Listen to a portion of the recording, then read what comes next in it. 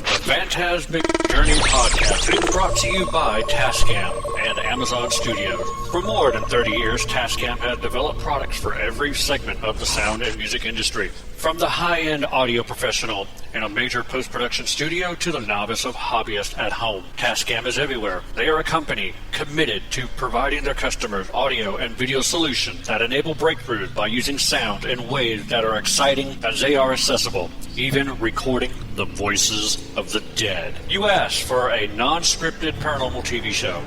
You begged for a non-staged paranormal TV show. You begged and you pleaded, and we have listened. We present to you Season 1 of The Paranormal Journey into the Unknown. It was released October 31st, 2017. In this series, we show you what it's like behind the scenes and conducting a real paranormal investigation. Join Gavin Kelly, Paula Purcell, and their special guests to seek out the existence of life after death by going to numerous haunted locations such as jails, hospitals, battlefields, and museums, collecting compelling evidence by means of video, photography, and EVPs. In this season, the crew investigates the St. Albans Sanatorium, Old South Pittsburgh Hospital, Jailhouse Pizza, and the famed Monroe House. And you can watch Season 1 of The Paranormal Journey into the Unknown on Amazon.com right now. Season 2 and 3 will be coming soon. Your journey begins now. As you call the path and both the known and unknown, what do we understand? What answers are we trying to achieve? Are there answers? Tonight, we gather to find more verity. Join us as we take the journey into the unknown. This is the Phantasmic Journey Podcast with your hosts, Gavin Kelly and Paula Purcell. Hey, good evening, everyone, and welcome to the Phantasmic Journey Podcast. We are coming to you live from the PGH Studios. Syndication is brought to you in part by WCGT Radio Live and Live 365. You can listen to the live broadcast via the Live 365 app for your Apple phone or an Android phone. And, of course, you can use your PC by typing in www.live365.com. Search for WCGT Radio Live. Now, on with the show. Lots of strange things going on out in the paranormal realm these days. So, what weird and wacky story do you have for us tonight, Paula? Well, I am starting a new 3-part series every week now. It's called Location, History, and the Weirdness. And the weirdness? Yeah. Okay. The first thing I'm going to talk about tonight is a location, and I decided that I'm going to go through some back files that I have, and you remember the days when people didn't really have computers and they had personal word processors, like the old brothers in Remington? You mean like a typewriter? Yeah, but it has the screen with it. Oh, my. I'm not going to say anything because that'll just show my age. I had one when I was a kid. Okay, you just showed your age. Yeah, I know. And so, when I got older and I got into college, I got my very first computer was when I was in college. Which was a word processor? No. Oh. I had the word processor when I was in middle school. I used that all the way through high school. I didn't get my first computer till I was in college. I gotcha. And it was an old compact computer that was heavier than heck. It had to take 2 people to get the thing in the house. But anyway, besides the point. It was a brick. Beside the point, I end up having that computer. Mm-hmm. And okay. Our dog. But anyway, besides that, after I had gotten my computer, my mom didn't want me to get rid of the word processor. She wanted it. Okay. So she took it over and she started typing up all these little files and stuff.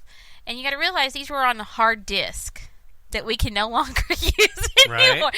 I have a stack of these. Hey, I bet I have more. I have a filing cabinet out in the garage loaded with nothing but 3.5 diskettes. Well, yes, I do. Before I got rid of it, and my first computer, before I got a e-machine. Oh, jeez. That was my second computer, was an e-machine. But anyway, before I had gotten that one, I had the old compact. Well, the compact took the hard disk. Well, my mother had the word processor. She had filled up 45 of those little, for a little old lady who hardly does anything in her life, filled up 45 of those things. Well, I was smart enough to, when I was able to pull files and write down stuff from those that my mom had on those hard disks, of finding locations that my mom always wanted to go to, because my mom was not really a ghost hunter. She was a historical person. She liked to do research. Mm-hmm. Well, from that, I have a small list of stuff. Some of our crew for Truth and Legends has some of them, but they don't know if they're my mom's collection or my collection. Okay. But I am going to do a little sidewind of a location every week, and it's coming out of my mother's collection. Okay. And the one for this week is in Clarksville, Tennessee. All right. It's the Smith Tavern Mansion. And I will put a picture of it later on Facebook, but there's what it looks like. Oh, wow. That looks cool. And the story is, the Smith Tavern Mansion is, the ghost of Mrs. Smith is said to be seen on the Widow's Walk on moonlit nights. The house overlooks the Cumberland River, where her husband was a riverboat captain. Okay. In life, she sat on the balcony overlooking the river, waiting for him to come home. He died in an accident on the river and never returned to her. She still stands in vigil, waiting for her husband to come home. Built in 1858 by Mr. Smith, the architecture reflects Greek Revival and Italianate styles. In 1998, the mansion was placed on the National Register of Historical Places. If you guys would like to check it out, I have a website called www.fceclarksville.org, and it has more information, and they do tours, but I don't know about ghost investigation or anything to that fact, but I know they do historical tours Tuesday through Saturday from 9 a.m. to 5 p.m. in the afternoon. Okay. So there's my location factor. All right. Now, my next story is history. Let me pull up my history file. Where did it go? Here it is. On this day in history, 5 important things happened today. We had what happened on this day, March 6, in 1987. 193 people died when a ferry capsized in the North Sea. The Herald of Free Enterprise sank just minutes after leaving the Belgian port of Zeebrugge. In 1967, Stalin's daughter deflected to the west. The Soviet dictator's daughter caused an international uproar when she approached the United States Embassy in New Delhi and later became a naturalized U.S. citizen. In 1957, Ghana became the first African country to gain independence from colonial rule. In 1899, the painkiller aspirin is registered as a trademark. It was first isolated in 1897 by a German chemist. Today, the medication is sold by Bayer and is on the World Health Organization's list of essential medicines. In 1869, the first periodic table of chemical elements is presented, and this is the same system that we use today, and it was designed by a Russian. Mm-hmm. And then that's our history part. Now we get into the weird part. Well, that's what we want. People want weird and crazy and... Well, this is not really crazy. But well, weird is good. But it is one of those deals that we have a situation in hand to where we had a church that had a fire. If y'all have seen the headlines and read the headlines... And I love the caption that they used on the USA Today newspaper. Which was? Odds were against us, but God was not. Ah. Firefighters say Bibles survived the West Virginia church fire. And this is not the first time I've actually heard about situations of certain things that people would have house fires, people would have fires at the church, and everything would burn, but one thing in particular would never get touched. And it could be a Bible, it could be a picture, it can be a certain memorabilia type situation that never got hurt. Mm-hmm. And this just brought up some of the old stories that I had learned about and read about. And the Coal City Fire Department had stated, picture this, a building so hot that at one point in time firefighters had to back out. in your mind, everything should be burnt to ashes. Mm-hmm. Not a single Bible was burned, and not a single cross was harmed. Wow. So it makes you want to think, was it... It was something, protected. It was protected by something in the church, or was it protected by the Almighty God upstairs, or It was protected by Castiel. Castiel, of course.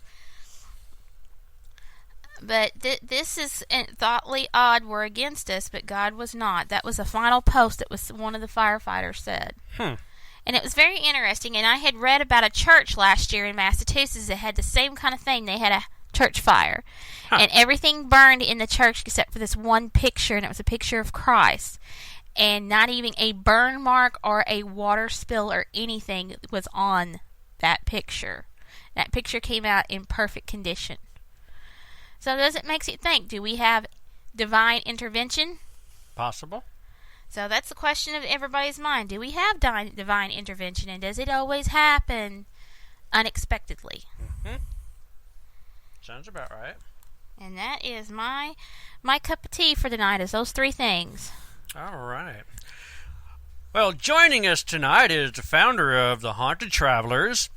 He has over 20 years of experience in the paranormal investigations. What basically began as a casual desire to learn more about the paranormal has led to over 265 investigations, 2 web series which has been seen on 5 internet networks and all over the world, including Roku.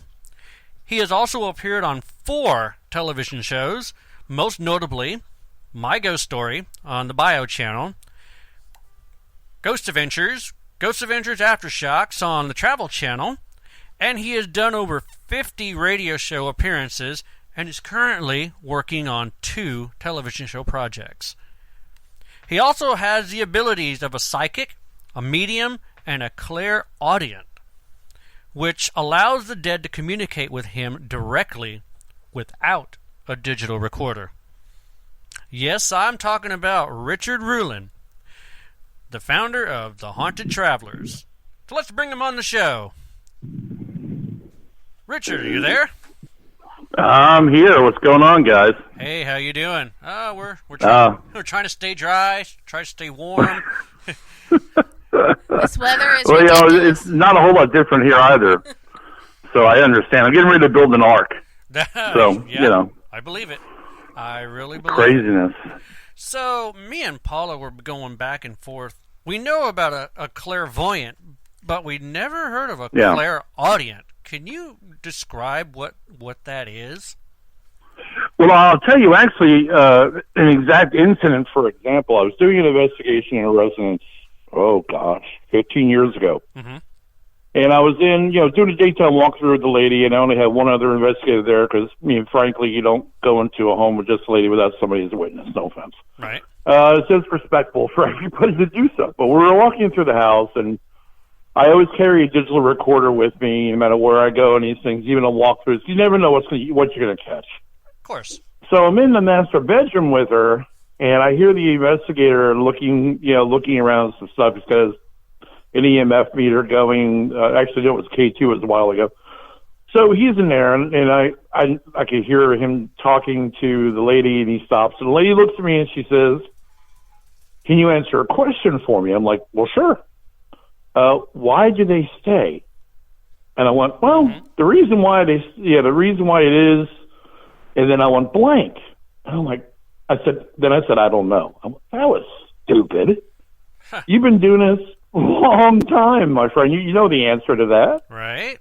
So I went home, and I put the digital recorder on my computer, and I downloaded the audio, and I'm listening back to it. We get through to the master bedroom again, and I hear actually EVP of a man, Class A, that says, "I want to kill," which is really fun to have in your master bedroom. Yeah, not really.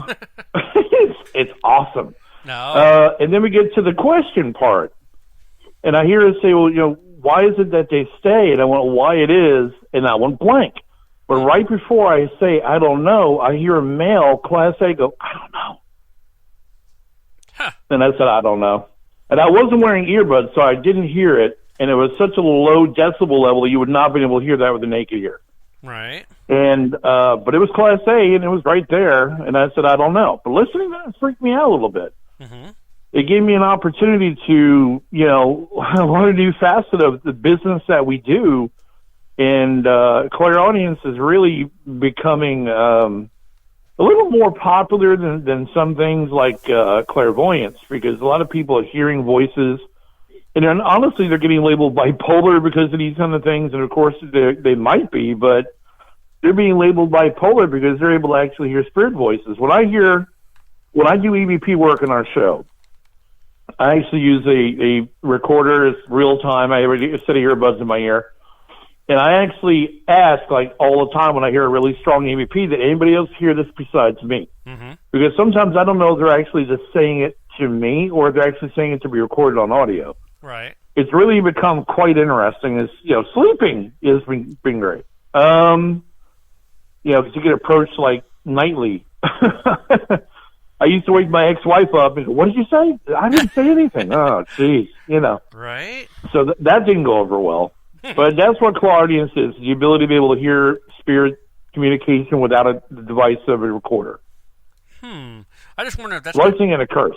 Yeah, I'm just wondering if that's the same thing as if we're investigating. I don't know if you've seen it. I put the video up in the production page. Paula and I were inside the cage room inside the U.S. Marine Hospital, and I'm fidgeting around getting the millimeter to come on. I turned the REM portion on, turned the red light on, and all of a sudden you can hear a male voice, and I thought it was saying Gavin the first time, and then you hear it Gavin the second time. But a lot of people have been listening to it, and they're like, well, it sounds like it says, "Will you play with me, Gavin?" Like that. Oh. And okay. I didn't hear it with my naked ear. Paula didn't hear it. And the sad thing is, I would call them bionic ears because, well, unfortunately for me being a musician for a long time, wearing inter-ear monitors, it kind of wore down my hearing. So I have to wear amplifications. I didn't hear it on that, but the camera picked it up.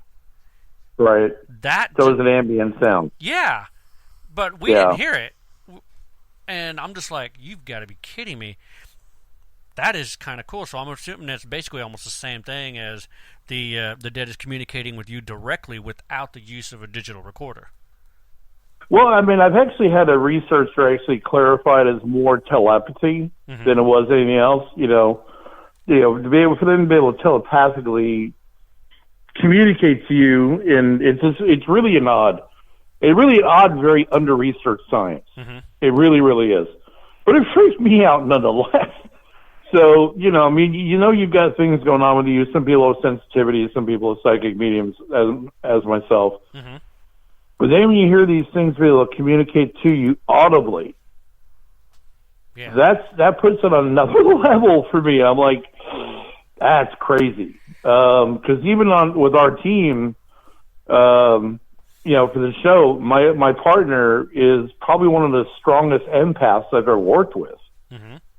And I want to tell you, out of everything I have as an ability, I would not want that.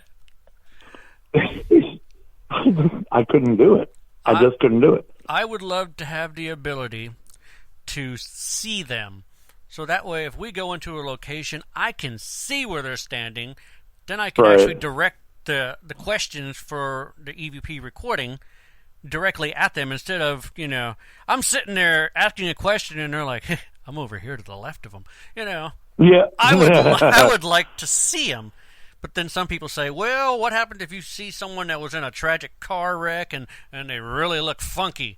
Oh, well, yeah, that is true. Yeah. But supposedly they're all supposed to, revert back to what they look like before the wreck. So you wouldn't see them looking all grotesque like Hollywood does.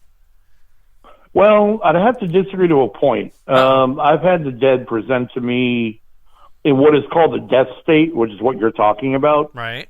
I've had them present themselves to me, and those are usually the engagements I get of people who don't know they're dead. Okay, I got you. Because typically when the dead are cognizant of their own passing, they will present themselves in a way that's comfortable.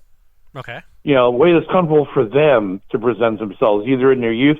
I've had an actual entity present themselves to me as a teenager and then present themselves to me later that night as an adult. Wow. But never, you know, I've always had one experience at least a month where the dead is showing me themselves in their death state, which is horrible because, you know, some deaths are so tragic, but it's typically the ones that I've had, you know, been asked to come out on that are the ones that don't know they're dead. Right. And you just, because they don't know how to revert to what they feel they're comfortable with. So I have seen that. I've seen that on many occasions. Thankfully, it's not as often as I'd like it to be. Mm-hmm. But I'm a sicko. I like to see people the way they the way they are, so I can get a better idea about how they died. But I always find out through through my engagement with them, you know, what happened and everything else. Mm-hmm. But it's not pleasant. So there's a lot of, unpleasantries that go along with some of these abilities. And you're talking about clairvoyance, which a lot of people have as well. Oh, okay. Yeah, you're talking about being able to see or being a seer, as it's called, as clairvoyance. Yeah. That's like a Carol Ann, right? Yeah. Oh, okay. Yeah, that's exactly what you're talking about. But so, you know, every ability I've ever noticed people have, and people with abilities can read people with abilities, so they know they've got them. Yeah. And it's funny because there seems to be a really big mishmash of people that have different types of abilities. So it's not like one person's a medium and one person's an empath or one person's a sensitive, one's a clairaudient, clairvoyant. It's just there are a lot of people that have a mixture of abilities. And that's what makes it confusing. Yeah. I wonder what it would be like if you were in a convention and it was loaded with psychics and mediums and empaths and clairvoyants and clairaudience. How would that energy be, categorized? Because you would have so much energy floating in that place. Paula would explode. Well, I mean, honestly, we were doing a convention every year called CreepyCon out of Knoxville, Tennessee. Uh-huh. And, I come out of that place white. I come out of that place and get up the next morning with something I call a paranormal hangover. Right. The headache and somebody, feeling like somebody took a baseball bat and beat your ass. You know what I mean? You wake up so blasé and so out of it, you just feel like, oh, my God, what happened? Right. And a lot of the time it's those energy vampire type people that like to sop you dry. Oh, yeah. So you have a lot of that, too, and it's just, we've done it now twice, 2 years in a row, and every year I come out of it feeling about 10 years older. Okay. So it's really tough. But it's rough on my partner, JB Coates, being just a superior empath. She comes out of there needing sleep for like almost all day. It's really bad. Really, really bad. Huh. So, yeah, it's really draining.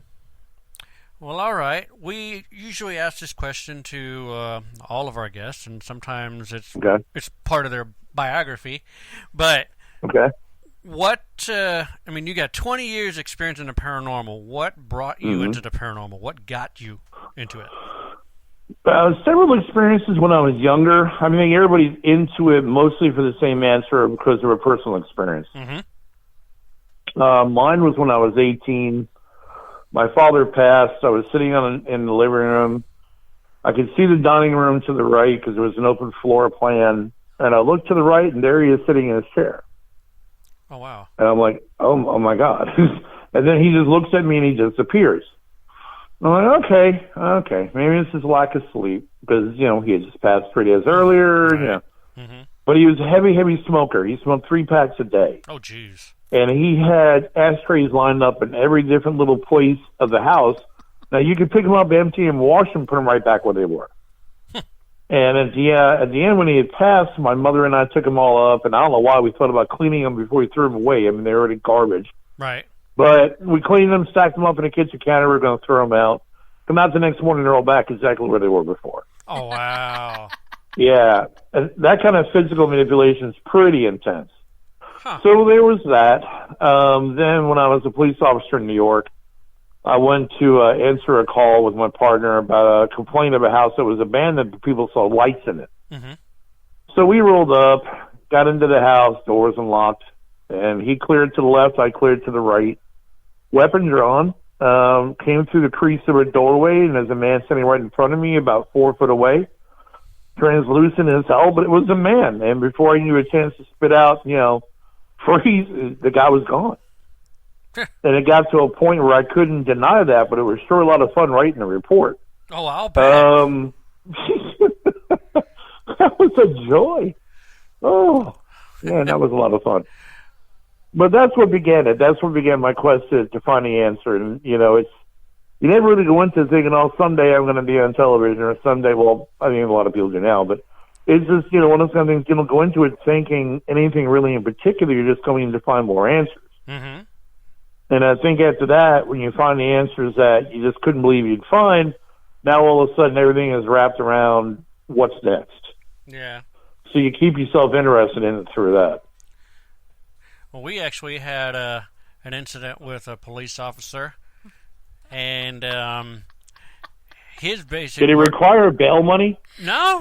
No, okay. No. This is funny. It's just at the very end, he's like, well, let me tell you. We were at a cemetery called... the German cemetery. The German cemetery. Yeah, at the end.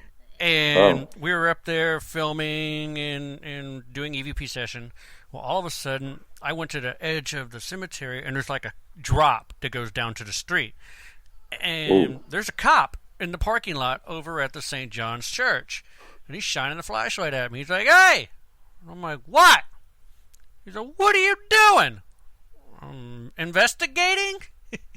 He goes, investigating what? All right. I was like, dead people? He goes, all right, come down here. So I had to gather up the whole crew. He had to go down there and talk to them. People were basically driving by, and the neighbors were saying that they saw grave diggers up there. And Yeah, I'm like, we had shovels, and we were digging up bodies and stealing jewelry off of them. yeah, that's what we were doing. Yeah, and all we had was cameras and EVP recorders and mail meters. And he goes, that don't look like a shovel to me. And I said, yeah, you're right. So we proceeded to tell him what we do. He's like, okay, unfortunately, you guys are going to have to pack it up and go, and I am not writing this one up. Right, yeah, no. It just gets to a point where people think, are you nuts? Or no, I'm not nuts. But how do you explain that? I go to clear a room with my partner and turn to the right, and there's a guy that's 6 foot tall but absolutely translucent, and he just disappears in front of me. Yeah, no, that goes into a report really well. Oh, yeah, it does, doesn't it? I saw Casper. ... Yeah, no. That's kind of crazy, but no. So after you done that, then when did you start deviling into paranormal investigations, where you actually have 265 investigations? Yeah. It got to a point probably about 15 years ago. Mm-hmm.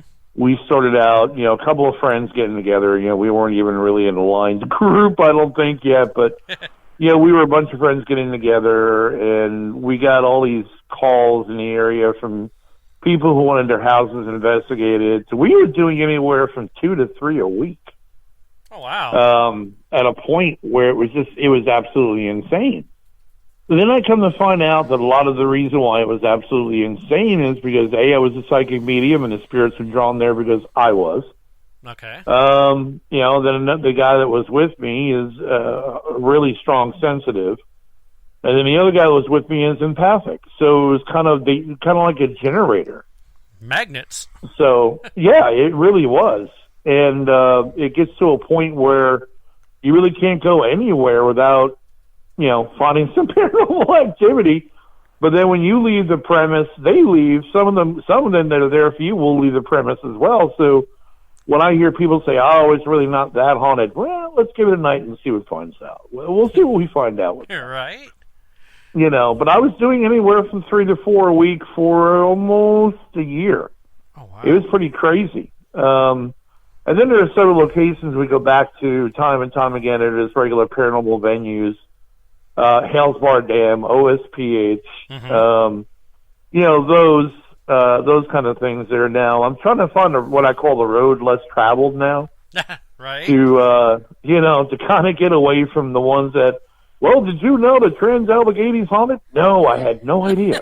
That's kind of what we're down to at a point. So, filming for locations now, I try to tend to look for, the road less traveled, try to find the ones that aren't beaten up. Right, exactly. And, because, who has not seen anything having to do with, no offense, but OSPH? How many people have not seen something having to do with Trans-Allegheny or, Waverly? Or, it's just, you had to live under a rock for the last 20 years.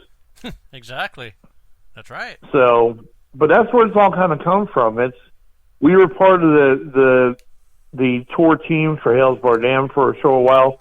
We ran 2 haunted venues for 2 different city owners at one time. So we just kind of get ourselves immersed into it for so long. And I took maybe a 14-month sabbatical because it just gotten so crazy. Oh, wow.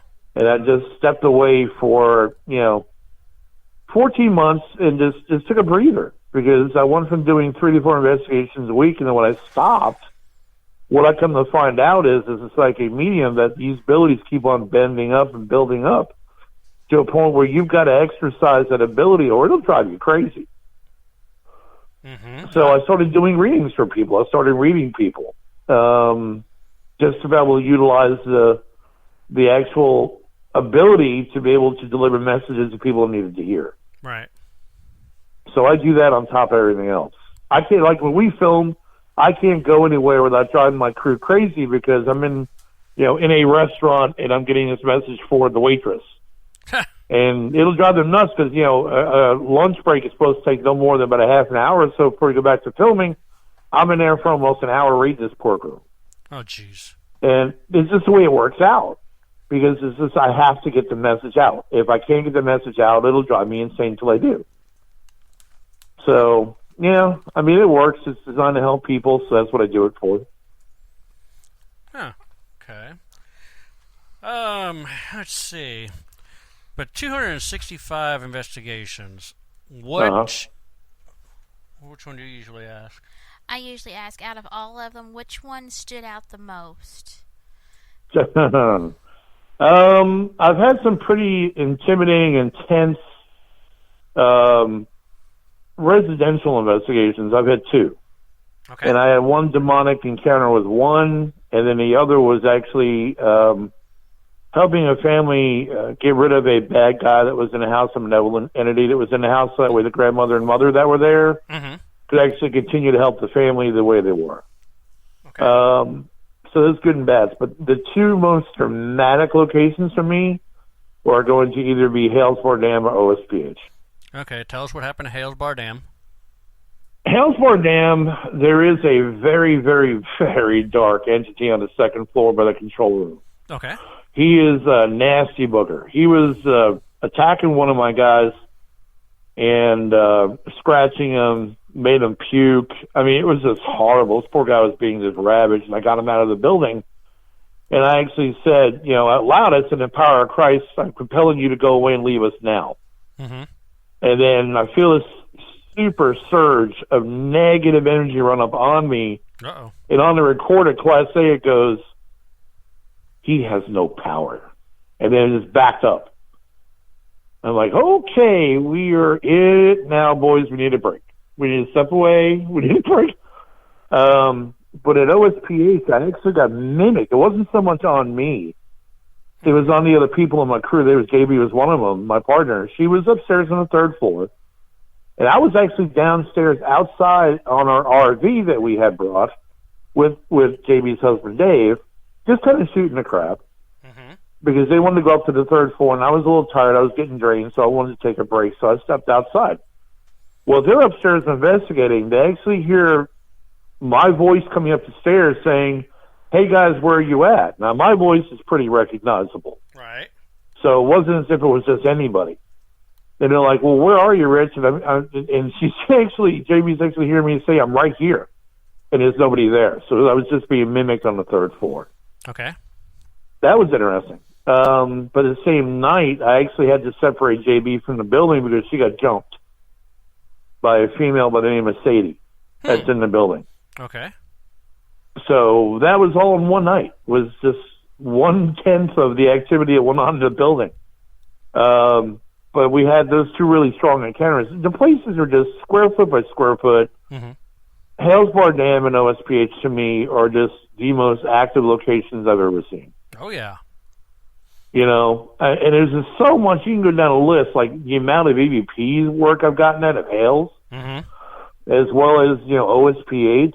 I don't think there's a square footage in that place, in either place, that is actually not active.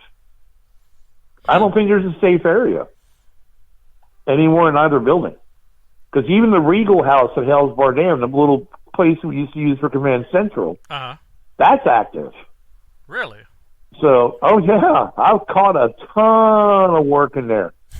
I actually just left the recorder going in the Regal room when we went inside to investigate, and I've got 2 EVPs, one of them saying point blank, what's next? Huh. I mean, it was Class A. So, yeah, the Regal House is not a safe place either. Wow. So, yeah, I mean, and of course with OSPH, I don't think I've ever seen a place that isn't so solidly active either. So, you know, those are the 2 top locations. A couple of residentials were a little stirring, but, you know, two of the most intense areas or places to go are Hales Bar Dam or OSPH. Yeah, we've been OSPH, I believe, 3 times? Yeah. And the only time we've been at Hales Bar Dam is we were over at OSPH, and we were getting done wrapping up filming, and we were invited over to Hales Bar, and we did a walkthrough with Jeff Weaver. So we actually filmed our walkthrough, and Jeff was giving us the tour of the entire Hales Bar Dam, but we've never really, quote-unquote, investigated there. We were thinking about it, but it was cold, it was rainy, and it just would not work. I mean, we had our command center already inside the trailer. All we have to do is just back on up to the gate, run the power, and boom, let's go. But it was too cold. I mean, it was cold, and plus being next to the water, it was freezing. So, wow. And we just couldn't do it. I didn't want to jeopardize my crew getting sick. Oh, yeah, no. What's really interesting about Hales Bar Dam is if you go into the powerhouse during the really late months of winter, go into like January, February, the water is so low that you can actually walk down the old steps where the turbines are. Oh, really? Yeah, from the main powerhouse where the whirlpool is, the water is typically so low in the late winter that you can literally, if you're brave enough to test the metal on those stairs and hope it's going to hold you, oh, jeez, you can actually walk down those circular stairs down to the turbine areas and walk all the way back to the turbine areas, which is where the kids had to go through when the place was active. They had to go through that area to go to school across the other side of the river. Huh. Yeah. So, yeah, it's really interesting, but you can the energy changes down there too. So the powerhouse is pretty active in there, but I really don't know of any place at either location, like I said, that is not active. I really don't see it. So what kind of things did you get at Old South? Because one thing that we got, which is totally cool, we have an EVP of the elevator door opening and closing. Oh, that's cool. No, I've never gotten that. I got it in the psych ward, which is, interestingly enough, next to the nursery. I always thought that was so silly. Whatever. In one of the rooms, the psych rooms, I forget the lady's name now, there used to be a patient there. Okay. But she's been known to haunt the place. And is it Nellie? Is it Nellie? Yeah. Yeah, there you go. Yeah. I was sitting on the bed in one of the rooms. We were just chilling out for a minute, doing some EVP work. And I actually got an EVP from her saying, "Get off my bed." It's kind of funny. It was really rather funny. But, I mean, it's just, to me, I love EVP work, and it was just one of those really great captures. that that kind of defined the moment, so to speak. Yeah, well, we did an experiment that was up on the second floor. We wanted to see what we would get by playing the sound of a baby crying. Oh, Lord. Oh, Okay. God, it was obnoxious, and it was just bad. And all of a sudden, I swear, we heard something. Shut that up! You remember that? God. I don't know whose recorder that was on, but it was so loud, and it was like, shut that up! I was like, wow, someone's pissed. Yeah, well, somebody got unhappy with you. We actually did a sound experiment pretty similar to that at a place called the old Lincoln County Hospital in Fayetteville, Tennessee. We filmed our last show of our web series there. Yeah. And a director, audio guy, got a CD that he did where it was nothing but hospital noises. Machines going off, Right. somebody flatlining, Uh-huh. people talking in the background. And he literally played that while he was filming us. We literally played that for 10 minutes, and then we hit stop. Mm-hmm. And then the audio residents in that building continued it for about an additional 20 seconds. Wow. It was that crazy. So it's funny you bring up that sound experiment. We love sound experiments as well. I actually like doing Gonfeld. Yeah. But, Gonfelds are crazy. Yeah, But, crazy. yeah. So, I mean, we've done the same thing. It had such a really weird outcome with the whole, resonating for like an additional 10 seconds after it stopped. It was crazy. Well, we kind of got the idea to go ahead and play sounds like that, but this is before we did the baby sound. We were downstairs. Where the heck were we? We're on the first floor, right? Where we did the hospital sound with it sounded like some type of machine. Yeah, it was where the ICU unit. Yeah, we were over by the ICU Oh, area, wow. and we were playing this sound that sounds like the EKG, and then it just flatlines. Oh, God, yeah. Well, all of a sudden, we hear do do do do do do do like that, which sound like we're thinking a nurse is banging on a door saying, "Let me in. Why is the door locked?" And we kind of thought that was odd. So Yeah. Joe Vitale was with us. He goes ahead and says, "Hey, if you just made that knocking sound, can you do that again for me?" And right when he said, after he got done with me, it went do do do do do do do. I'm like, oh, Wow. that is too cool. So we kind of thought maybe, just maybe, there was a squatter in there. So we had... Oh, there could have been. Yeah, well, we had Brandon Kreitzer. He walked around the corner of ICU. He's standing next to the door. He leaned on back, and I swear, he kicks the door open like he's a big macho guy. Because he was thinking maybe there's somebody on the other side. It's hilarious. There was nobody in the building. But they found the door that sounded exactly like the knocking. It was just down the hall away from ICU. Wow. Yep. That's crazy. So, yeah, Old South is pretty cool. We like that one. Well, of course, we've been... Oh, it sounds great. Oh, I mean, and I'm so glad he's putting the money into it. He's putting into it in the way he's bringing it out. Mm-hmm. I really am. I'm very happy for what Ronnie has done. It's a lot of financial investment into a building that has yet to yield you a dime. So that's a lot of faith. It's a lot of faith. Oh, definitely. Well, But we actually have an event scheduled there for October 26th. Yeah, so. We're actually going to be stepping foot back in there June 28th and 29th. Yeah, we're actually a part of that event. There you go. See, you're going to be stepping foot back in there too before October. Yeah. Actually, we're doing we're actually going to be in there June 1. We're part of the Amy Bruni event that's going on there. We're the investigators with her for that event. I got you. That's cool. Yeah. Yeah, I think we're going to be somewhere June 1st. I don't know. I don't have the calendar. I don't either. Probably going to be filming somewhere. Yeah. Yes. Well, I had to hire an assistant. It got to a point where now I'm just, gosh, I can't. Between the events for one company we're doing, the events we started doing for hours, plus filming for this, this show thing. You've heard of this show, right? Yeah. What's the show called? Truth or Legends in Your Hometown? You've heard of this show, right? No, is that new? Yeah. Yeah, it's getting locations confirmed for this after scouting them. It's just, we're getting that going on. Man, Those producers are haranguing the crap out of us to get these locations done. And my God, I'll bet they're pain in the butts, aren't they? Yeah, it's just God. I got to live for the moment. I can't now. Anyway. But yeah, we do. Plus, we do our paranormal talk show every Sunday, and then every other Sunday I'm doing another paranormal talk show, and it's just like, whoa. So I literally had to hire an assistant. I couldn't keep up. Plus, I write monthly in Paranormal Nation magazine. I couldn't do it anymore. Oh, man. I could not do it. I think we're going to be in a magazine soon, right? Hint, hint. No. Hint, hint. God. Oh, come We're on going to now. let Why that go. not? No, we're going to let that go. No, we're not going to let that go. All right.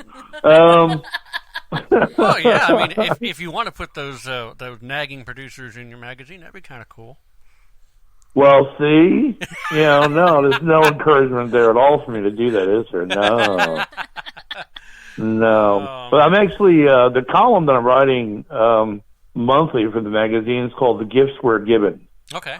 And it's an actual column article on different styles of abilities. That's cool. And where the origin comes from, or if we can go find it, because a lot of it's so scattered.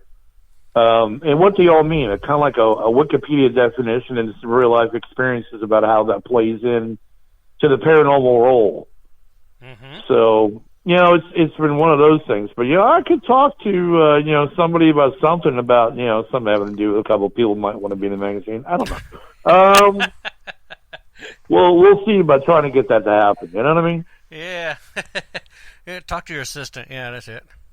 Yeah, I want to talk to my assistant. I want to talk to my people, and they'll talk to their people, and we'll go from there. There you go. That'll work.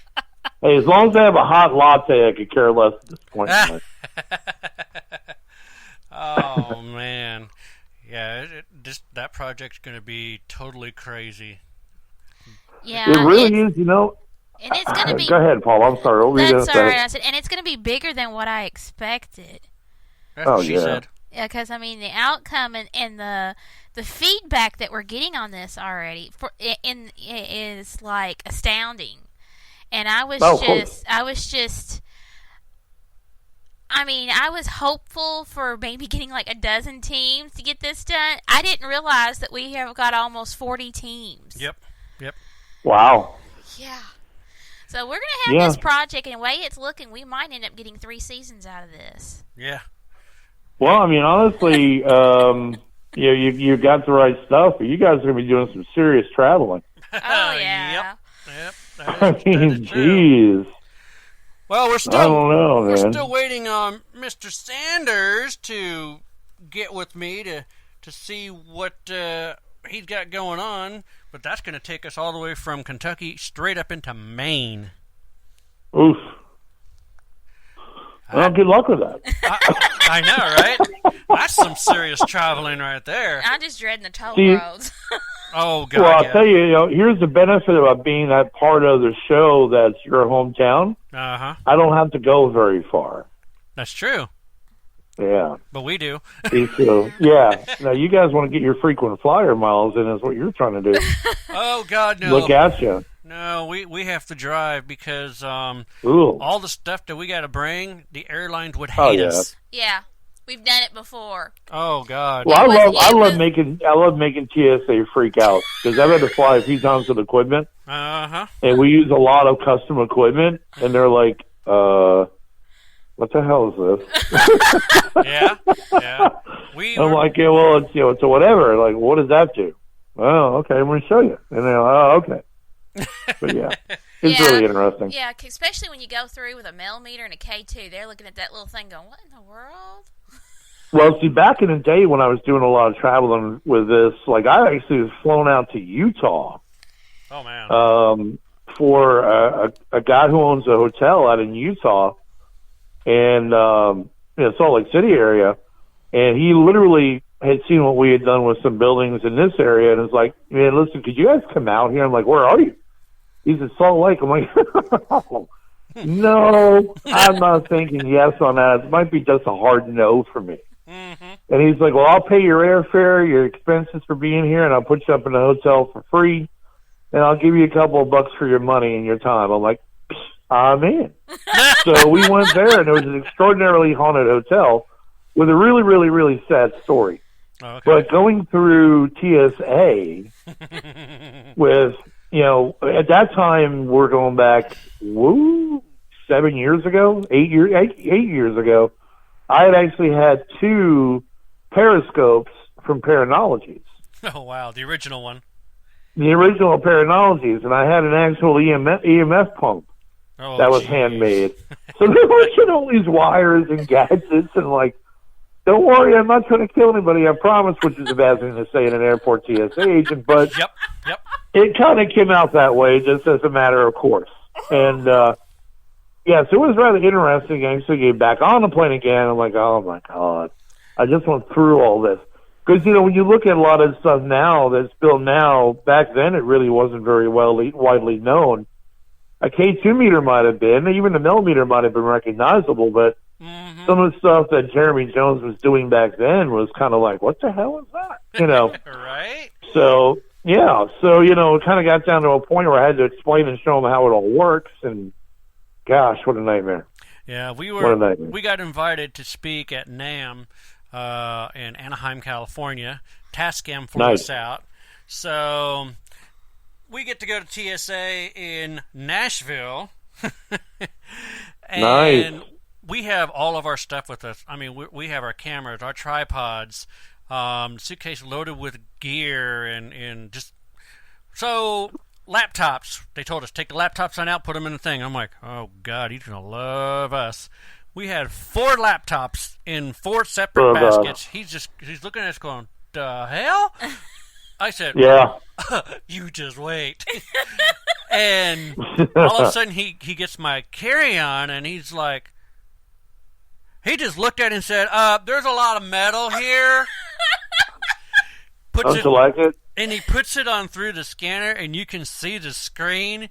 4 guys standing there going, what in the hell is in that thing? Oh, yeah. You can see the insides of the millimeters and everything. And the eddy and the ovulus thread. It was just hilarious. And they had to open it up and look at it, and they're pulling stuff out going, what is this? And the guy goes, oh, I've seen that on a show. You guys are ghost hunters, huh? And we're like, yeah, that's us. I gave him a business card. It's like, oh, man, that is so cool.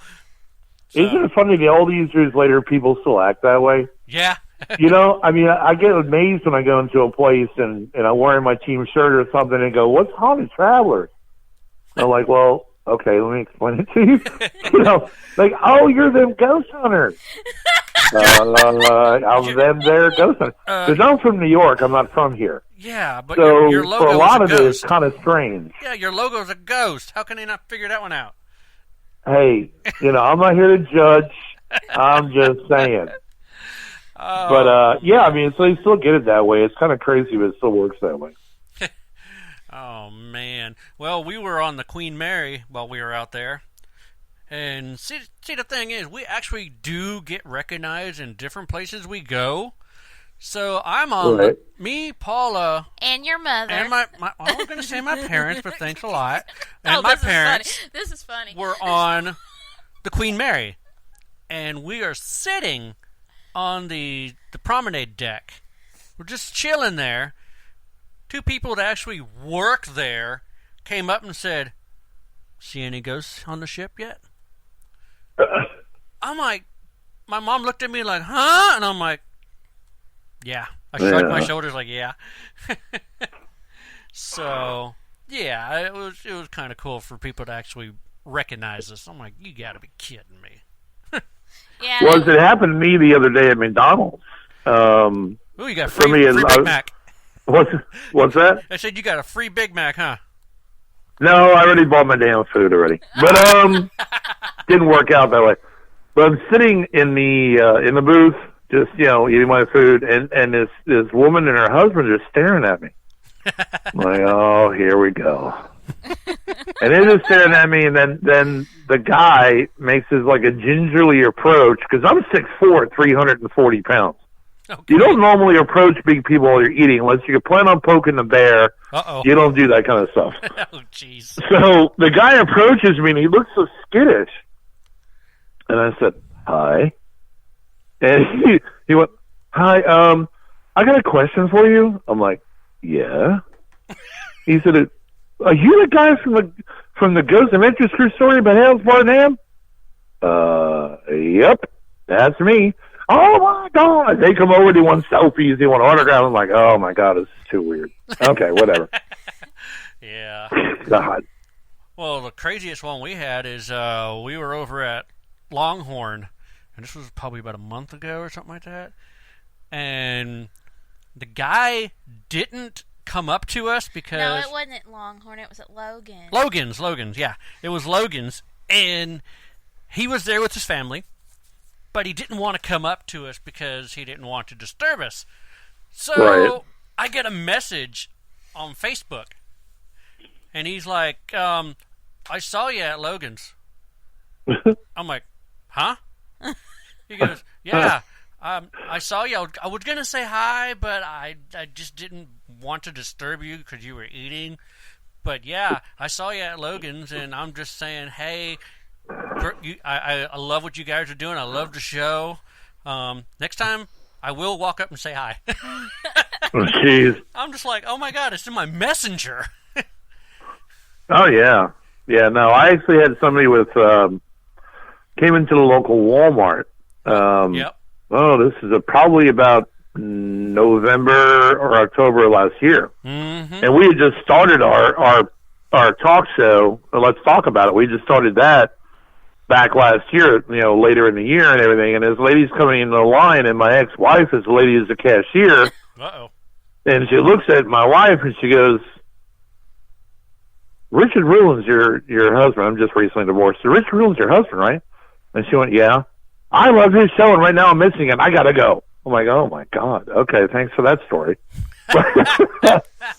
It's just so odd how people react, It's just so funny.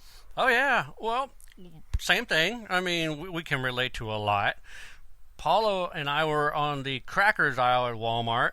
I'm sitting there looking for, crackers for lunch, and this lady comes up and puts her hand on my shoulder and goes, "You're Gavin Kelly, aren't you?" I'm like, yeah, what did I do? Yeah. Do I owe you money or, yeah? She goes, you got the ghost hunting show. And I'm like, yeah. And she's like, oh, I just got done watching your show at the Monroe House. That is just so awesome. So have you gone blah, blah, blah? And I'm like, started talking to her. And Paula is down the aisle, and she's looking at me, and I'm like, oh, God. I go, come here, Paula. So she comes over there, and we all start talking to this lady. Yeah, it's just crazy. People that recognize us. One that really got me is we were at the mall, and she walked through with her husband, and she didn't say nothing. Well, she did wave, but I didn't know she was waving at me. And then I get a message later on during one of our podcasts. She goes, oh, by the way, that was me and my husband that were walking through the mall, and I waved. I'm like, oh, jeez. Okay. So, yeah, it's just crazy. I mean, some people are kind of scared to come walking up to us or something. I mean, I don't bite hard. Well, hard, yeah. But you're probably, like me to agree to. I was, being a former cop, I always have a habit of looking at people approaching me like, what's on your mind? So you have that predisposed thinking that, they're looking to do something stupid or something like that. So, because I literally have people look at me and go, you look mad as hell. And I'm like, I'm not mad. I'm waiting on my fries, but I'm not mad. I mean, that might tick me off a little bit, but, I just have that look. I think everybody that's ever been either in the military or law enforcement have that look of, please don't screw with me because it would not be a good day. That kind of look. It just happens, And that's the funny thing about my team is that everybody on my team is either former military or law enforcement. Ah, okay. I got you. Yeah, like JB, my partner, she was Army, and then Corey, my audio-video tech, he's Army Ranger, but even the production staff are all former military, because I've had people that are like, why form a military law enforcement? It's like, you know how to take a freaking order. They understand direction. They get it. They don't question it. I look at Corey as my kind of like my gorilla, as I call him, and I'll just tell him, you know, Corey, here's your standing orders for the night. Yes, sir. And I mean, he rolls through it. But they understand a hierarchy, and they have respect for that, and they understand what direction means. They don't get butthurt over as simple as things you might say to them the wrong way. They don't get butthurt. Right. They're used to it, you know. They're used to, you know, taking orders. So that's the reason why I have them on my team. So that way it's all done with discipline and order. Yeah. All right, well, we are at the top of the hour. We're going to have to go ahead and take our commercial breaks. You have been listening to Richard Ruland, the founder of the Haunted Travelers. You might have seen him on Ghost Adventures, Ghost Adventures Aftershocks, My Ghost Stories, and he also has 2 web series which have been seen on 5 internet networks all over the world, including Roku. So hang with us, and we will be right back.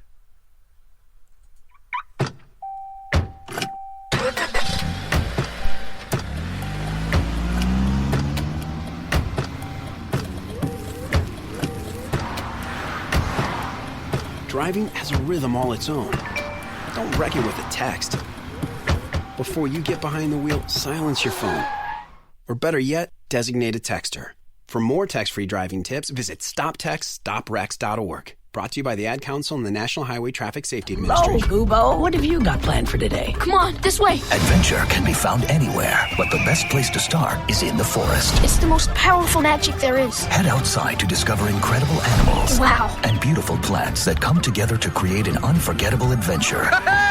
So grab your loved ones and explore a world of possibilities. Visit discovertheforest.org to find the closest forest or park to you. Brought to you by the Ad Council and the U.S. Forest Service. My teacher said that we should have a plan in case of an emergency. Do we have one? First thing I'm going to do is grab a flashlight with dead batteries. I'm going to start randomly throwing clothes in a bag. You two will be hiding in the closet and Dad won't be able to find you. And that's when we both start crying. Uncontrollably. Can you pass the cutlets?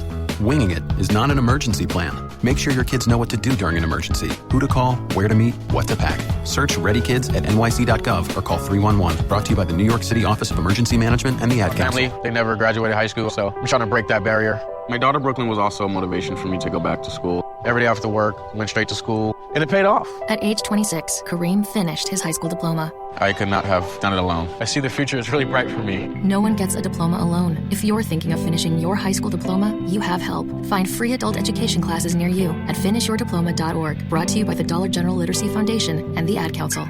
So I'm a cat, and I just moved in with this new human, and she's got this little toy she's always playing with, all day long. Tap, tap, tap, tap, bloop, bloop. She can't put it down.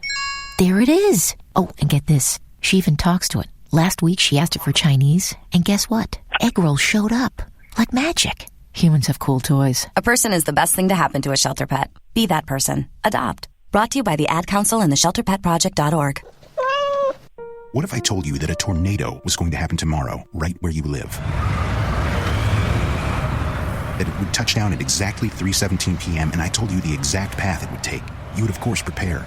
You would talk with your loved ones, and you'd make a plan today. It's true, I can't tell you a tornado will strike tomorrow, but shouldn't you have a plan anyway? Go to ready.gov/communicate and make your emergency plan today. Don't wait. Communicate. Brought to you by FEMA and the Ad Council. Adopted from a rescue in 2008. He really likes to be around people. I get out my mat and I'm doing a downward dog and he's underneath.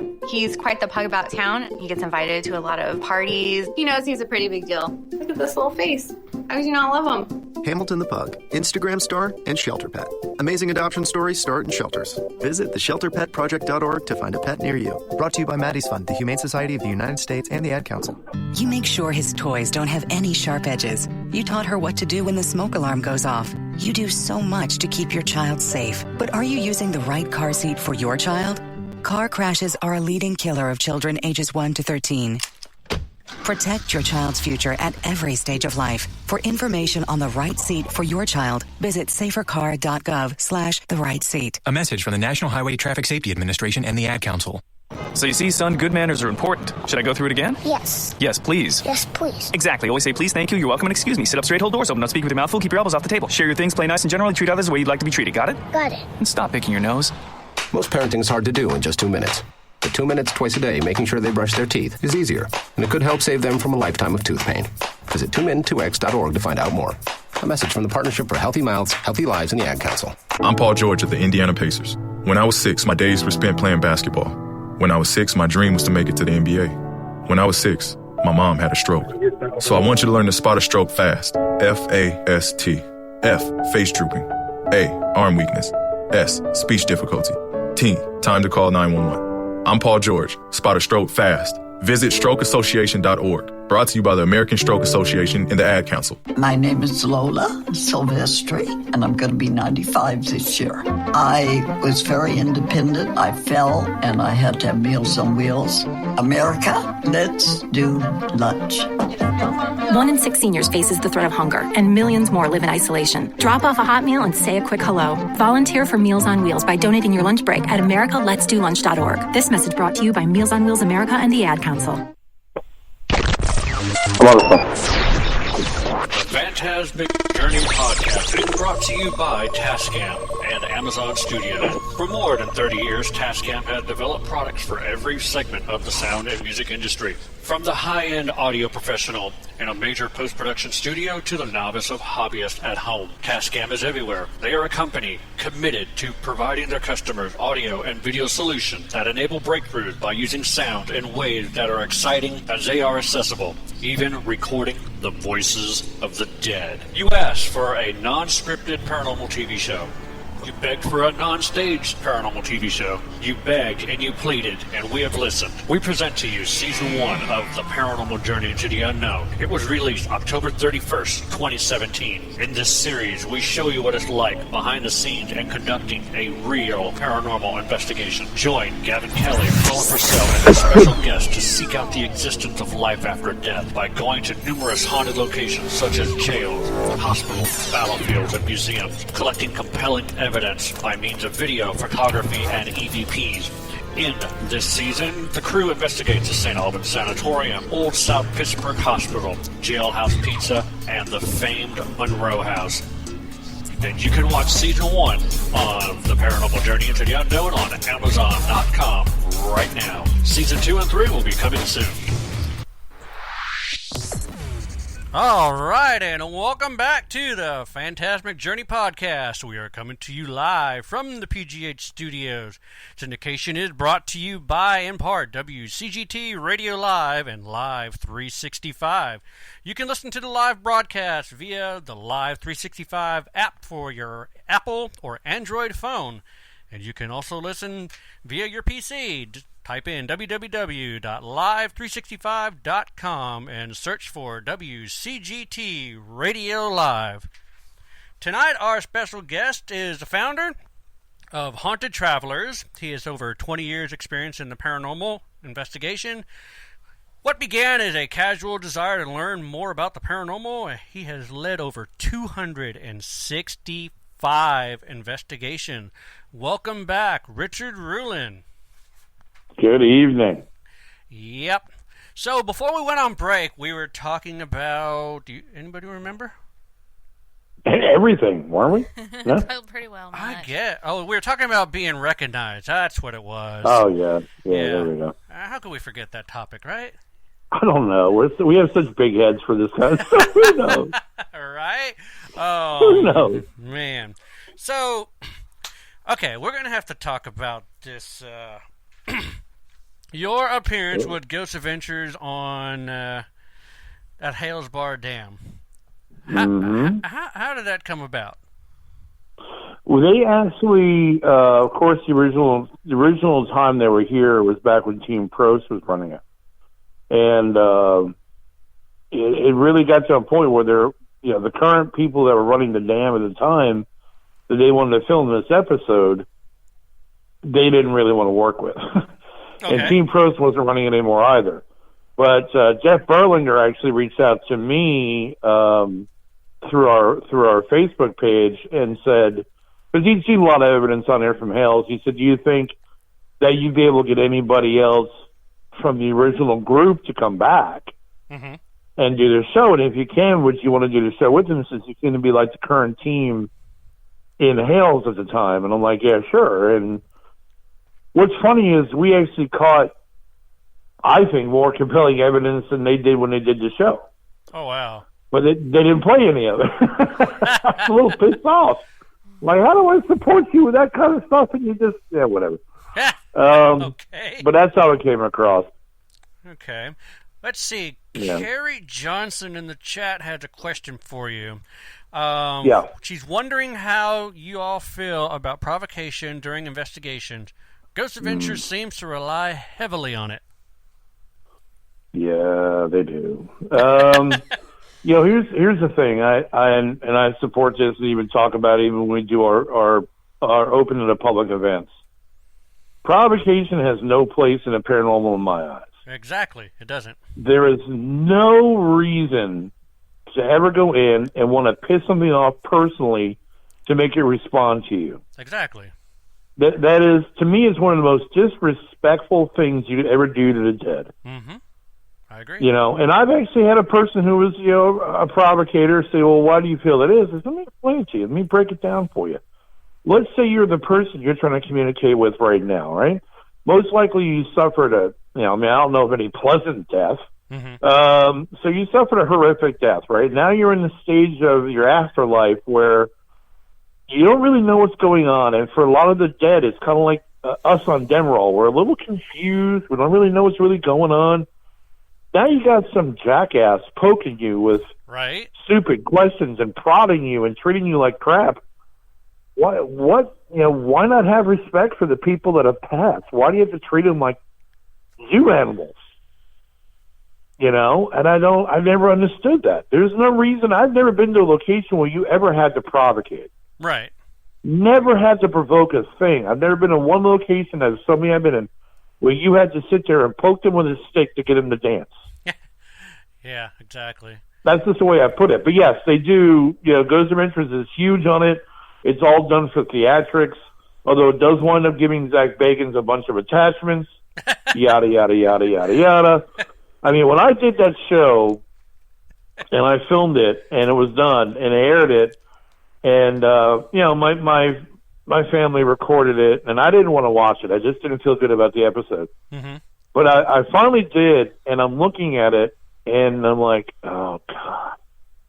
And my ex-wife says to me, she says, can I tell you something? I'm like, yeah, sure. She said, you looked at him the entire time like you wanted to bitch slap him. And I said, well, here's the reason for that. Because psychic mediums, when they're around a person with negative energy, that's like a repellent to us. Right. That is just like, God, I can't even look at you right now.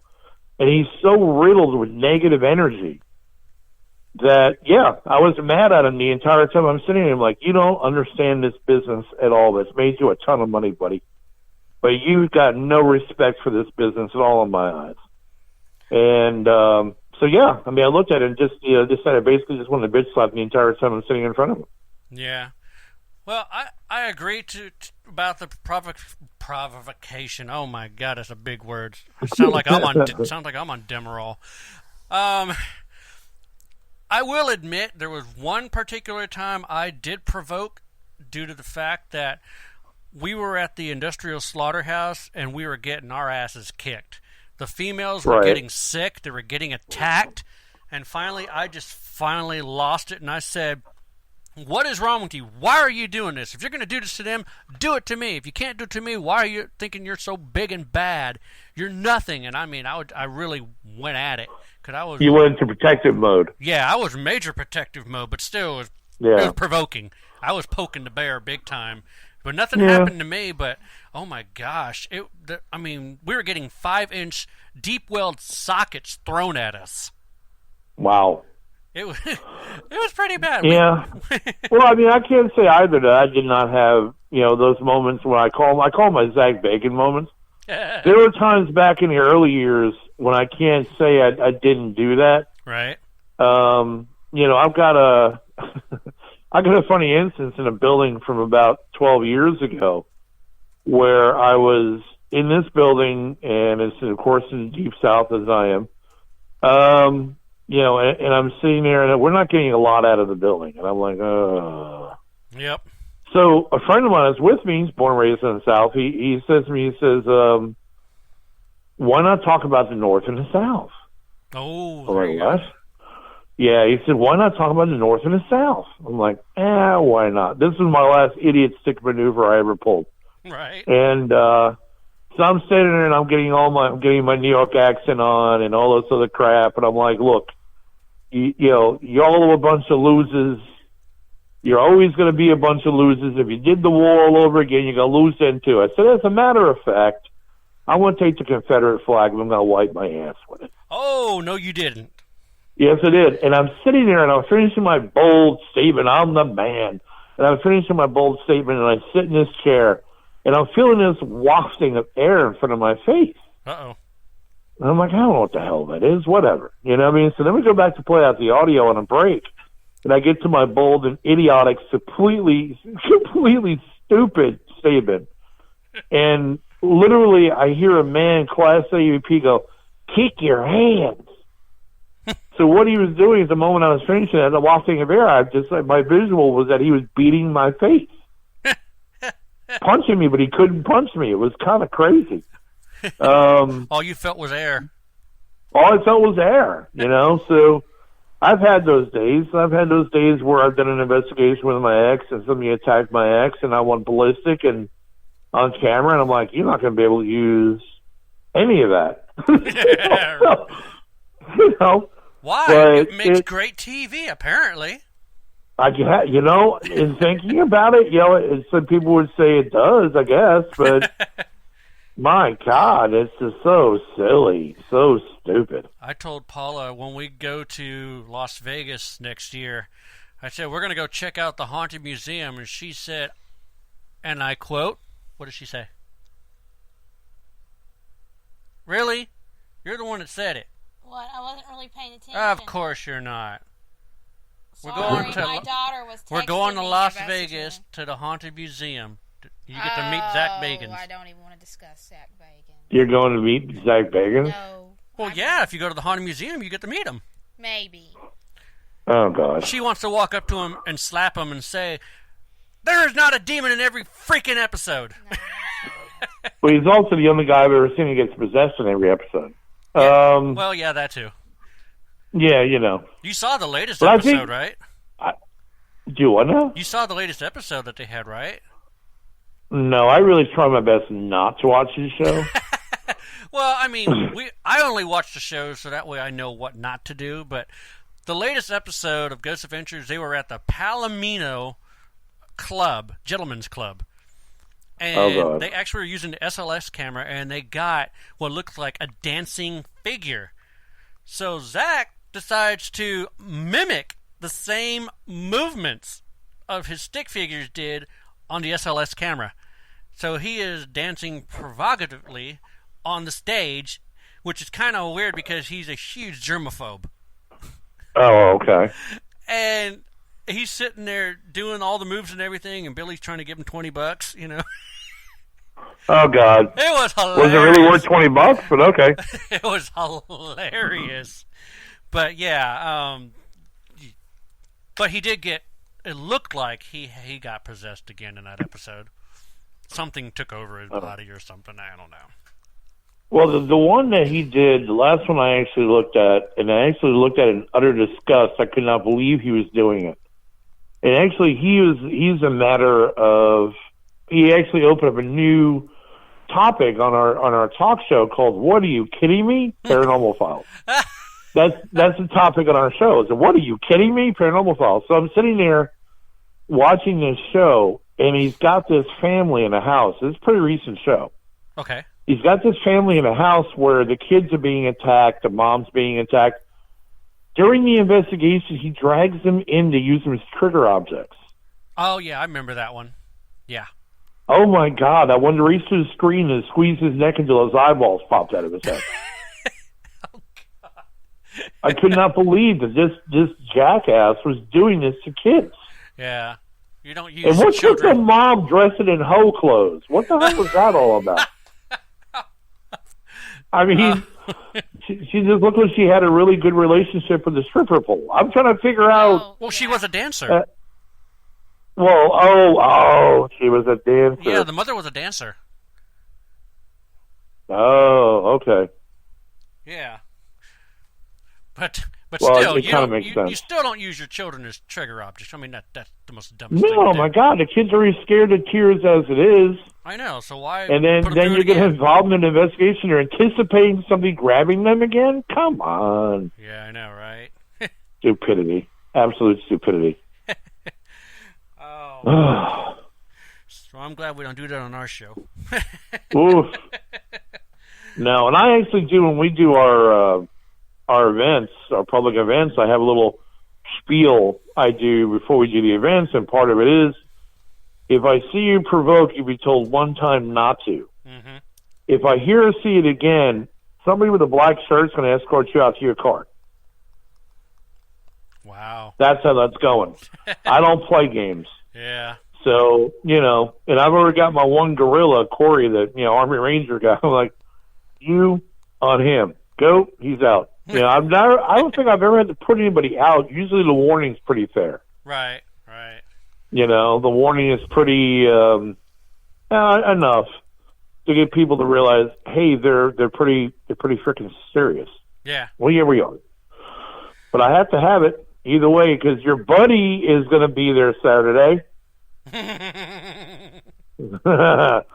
Yeah, that ought to be interesting. Wait, which Saturday? This Saturday. My event. Oh, yeah. Well, I'm not going to see him. You are. Well, no, you're not. And, I may see him, and then you might need some bail money, too. So, get ready for that phone call, just saying. Oh, God. Do we need to get a GoFundMe account?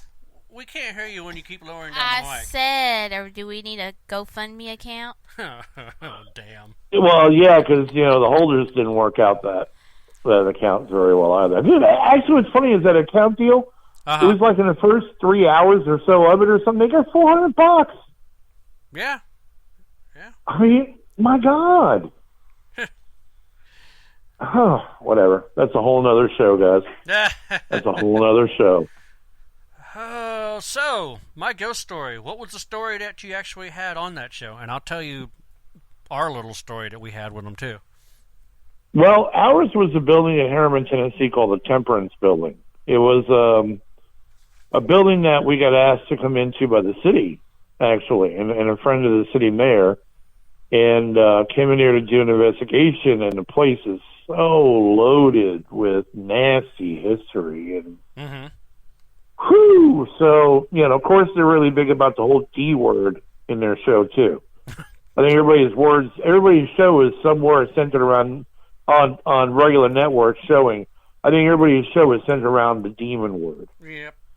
Everything's got to have a demon in it, which is unbelievably stupid. That by now people would figure it out. But exactly, we were in there to talk about that particular building and the investigation in that particular building, which is, again, probably another one that square foot by square foot is loaded with paranormal activity. But that's what put us on my ghost story. Okay. Yeah. Well, it was a little anticlimactic, but it was all right. Well, for us, they contacted us because we had our video of the apparition that we captured running. And they're like, yeah, we really love that. We want to fly you on out to Hollywood. We want you to be on the show. So I'm like, okay. And they started proceeding to tell me what they're going to do. They're like, first, we're going to go ahead and fly you out to Hollywood. We're going to put you up at the hotel. Once you guys get settled in, you go to dinner, and then at 7 p.m., we'll get you into makeup and then get you in the interview room. So we'll go ahead and interview you guys. And then once we're done there, you can go back to your hotel, and tomorrow morning, we're going to have a camera guy fly out with you back to your to take you to the location, and then we just need for you to reenact everything that happened. Okay. I'm like, you want us to reenact what happened 6 months ago? Yeah. No. Yeah. Make sure your beard is trimmed exactly the same way. Yeah. No, I said no. We're not doing that. Yeah. So, but yeah, that was our chance to be on My Ghost Story. But when we found that out, I'm like, no, that's stupid. I mean, come on now. How are you going to reenact something that happened 6 months ago? You might do it wrong. It might not match the video. I mean, hello? Yeah. We kind of worked our way through it, though. We did that, exactly the same thing. But it was a couple of weeks after we got back that we wanted to reenact. Yeah. So we did exactly the same thing, but thankfully we all looked the same. You know, I hadn't had any extra bowls of pasta, so I wasn't puffy. Yeah. You know, that kind of thing. Well, the only problem with the location we were at, the wall is gone and the building's falling apart. So it wouldn't work. Oh. It wouldn't work at all. Oh. So, yeah. That's not good. No. That isn't that hospital in Mississippi, is it? No, it's a place called Carter's Mill in Simpsonia, Kentucky. It's an okay. an actual. It used to be had a grain mill, a wood mill. They had a market. It was a 2-story building. They had the market down below, and they had living quarters up above. They had a garage, but the garage kind of fell over, so that's gone. The market was still there. And usually out front was the gas pump, but all that is, all gone. It's history, but the buildings are still there. But when you go toward the area with the mill where we captured the apparition, the wall is gone, the ceiling's caving in, the platform that the investigator was standing next to is like in the dirt. So yeah, there's no a little hard to do, right? Yeah, unless you want to do 3D effects. Someone build it. Well, how close is that to like Central City, Kentucky? I don't know. Ask Paula. For Central City to what, the Simpsonia? Yeah, I don't know. It's about an hour and a half distance. Oh, okay. That's not bad. Well, we're doing an actual public event in Central City at Wheeldon Manor. Oh, I love next month. I love Wheeldon Manor. We've been there twice. We actually I love the place. We captured Slim on the SLS camera. Oh, really? Yep. And you know what he did? He waved to us. Nice. And funny thing is, we started playing music. He didn't like the Beach Boys, but he loved Elvis because he would tap his foot. Well, he's one of the only ones. But yeah, we captured him down at Shadow Hallway. Yeah. We've had such great evidence out of that building. I actually got an apparition on a new piece of software. There's a new piece of equipment that a friend of mine builds that actually does what is called light fractioning. Okay. And it's a lot better than anything else I've ever seen in my entire career. It's called Ghost Pro, and it works with light fractioning, so you actually can see the actual apparition. Is that from Joe? Which is a little unlike the Is that Joe, the creator? Joe DeMare? Yeah. Joe DeMare? Yeah. He's our tech guy. Yeah, he's our sponsor. We have a brand. Yeah. We have branded Ghost Pro for the show for Paranormal Journey. Yep, he's our tech guy. Yep, that stuff is kind of crazy. I've actually was using it, just experimenting with it, and I saw Paula's mom on our wall. Oh, wow. Yeah, her mom comes here and checks on her periodically, but I was like, there's a woman on the wall, and she looked at it and she goes, that's my mother. I'm like, oh, okay. Yeah, he's got that technology's pretty incredible. Oh, I know, yeah. It just sucks the light on out and whatever's left behind. Yep. I mean, it's really remarkable how intense, because we got a video from Wheeldon where the last tour we did last May, the last tour guest goes to the left around the hallway, and in the right you see the energy ball just come up out of nowhere, and then it forms into a dude wearing shorts and a t-shirt, tank top. What? Damn. Yeah, it's on the Haunted Travelers page. Oh, I got to see that. We've got it. You see him actually even move, because it's all done frame by frame by frame. You actually see the guy move, and he just disappears. Yeah, that's the thing we have to do. Yeah, it's on the Haunted Travelers website. That's the thing we have to do. We have to do frame by frame, so that way nobody can sit there and say that we altered it. The same thing with Slim. I don't know what the heck happened, but on our Connect software, it actually filmed it frame by frame by frame by frame. 1 frame a second. And see what happened. Before Slim popped up, we saw a portal because the camera and the view shifted it kind of made like a circle, kind of, and then he popped up. But it was frame by frame by frame. It was 1 frame a second, so you could actually see it actually occurring. Oh, yeah. No, you got to check out the video. It's on the Haunted Traveler's Facebook page. I will do that tonight. Yeah, you'll see 2 videos using Joe's software. One's a CreepyCon when we're actually introducing it to the public. Mm-hmm. And then the other video, he filmed it, and he's actually discussing what happens inside the video. Mm-hmm. But you will be blown away by the capture. It's incredible. I'll have to check that out. Yeah, I've been using that software. It's really cool. So, what's your other main question you always ask? No, not that. She's not paying attention tonight. Well, I have what? Yeah, she's not paying attention. Well, I have a little bit of child drama going on right at the moment. You have child drama going on? Yes. Why do we have child drama going on? She's got 2 redheads, so they're firecrackers. Oh, God. Yeah, so it's like... Good luck with that. Well, that's the reason why her attention span is like kind of a gnat today. Yeah, they're fixing to turn 21. Well, God help me. Fixing to turn 1? 21. 21. 21. I thought you said 1. I'm like, oh, my God, there's not enough Valium in the world. Oh. No, 21. Wow.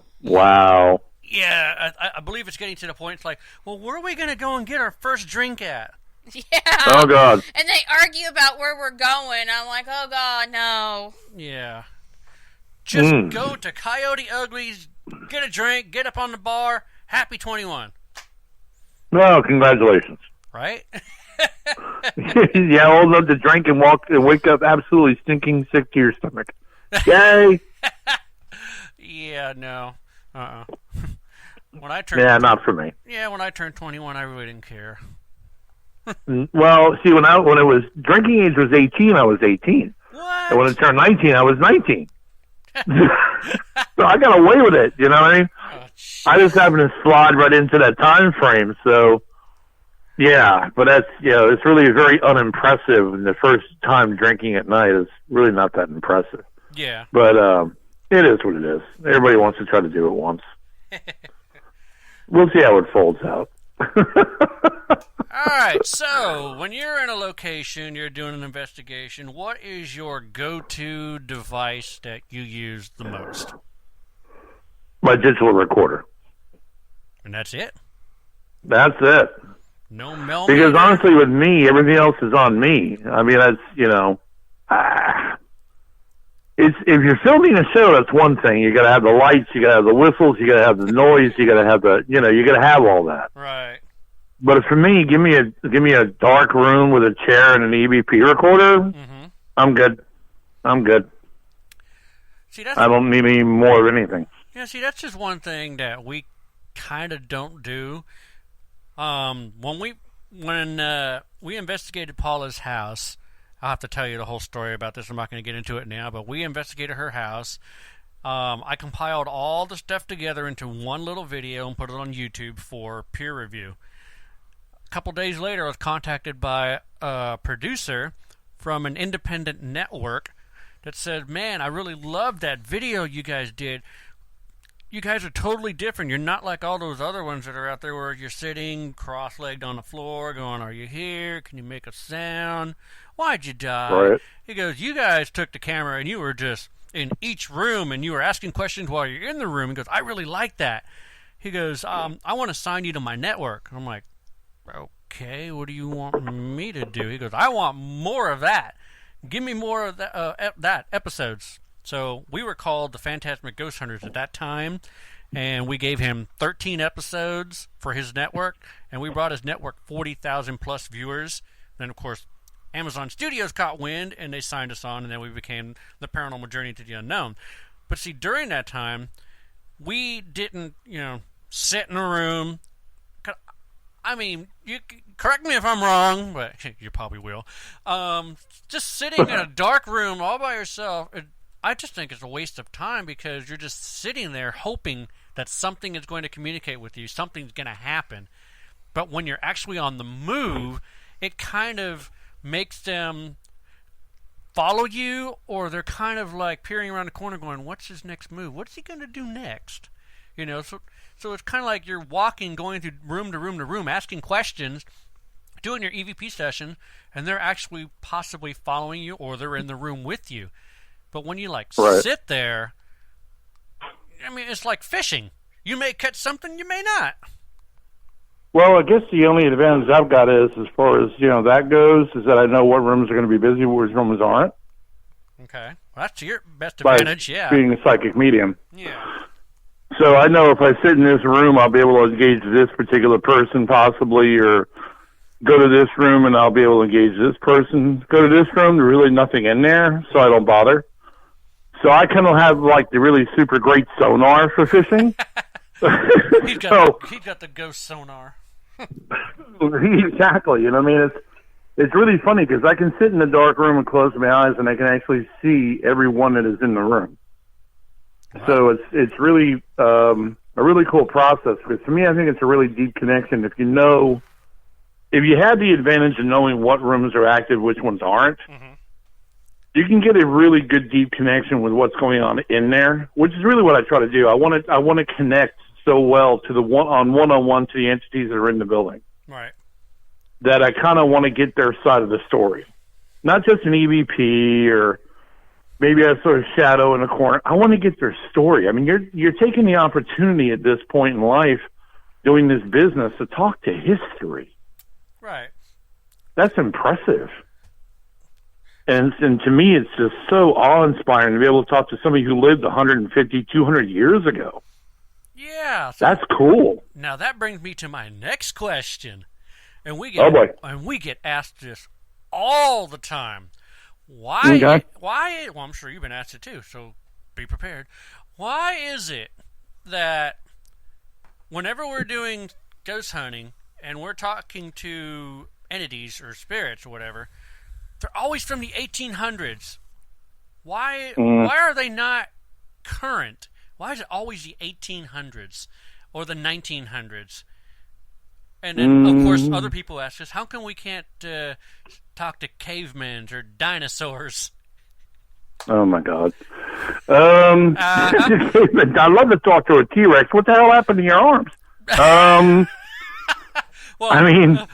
Well, I tell you what. I tell a lot of people this. It's like, when you are actually getting growled at, that's a velociraptor growling at you.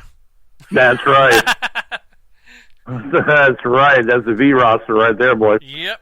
Actually, it's funny because I do a lot of cleansings and a lot of readings and a lot of investigations of properties, and then there are a lot of deaths that are happening in the building with people that are in those buildings. It's a lot sooner than 1800s, but I mean, it really depends on the region of the world you're into. For the whole region of the U.S., especially because the U.S. southeast portion of the U.S. is made up mostly of limestone and quartz, and it actually has a shelf life of 450 years of paranormal activity, because the limestone's like a generator and a quartz is like a hard drive. Right. But when you go further north, the shelf life drops to 250 years, because it's shale and bluestone and that kind of stuff. So, we're at about the middle of the world right now as far as the paranormal energy goes. So, the Civil War happened, 155, 160 years ago? Yeah, exactly. So you're at that point where you're right in the middle of the road. So it only makes sense that, you're going to capture activity depending upon where you're at. There's a lot of places here in the South, I mean, God, especially in Tennessee. They built home subdivisions on top of, former Civil War battlegrounds, for Christ's sake. I mean, you're going to capture a lot of that activity. And don't forget the houses on top of cemeteries, poltergeists. Oh, yeah. Yay! Well, believe it or not, that's supposedly true. Houses getting built on top of cemeteries, and they wonder why they have activity. Well, we actually got called to a case for a lady who lived in an apartment in Cleveland, Tennessee. And a friend of hers actually is the guy who is part of the construction crew for the place that is being built. Okay. And Tennessee state law says that if you come across more than 10 10 bodies during excavation, that the work's got to stop immediately, and it's got to cease, and you got to notify the state. Well, of course, they came across probably a lot more than that because there's also an Indian burial ground on the site. Ooh, that's worse. Oh yeah, and they wound up not saying a word and built the apartment anyway.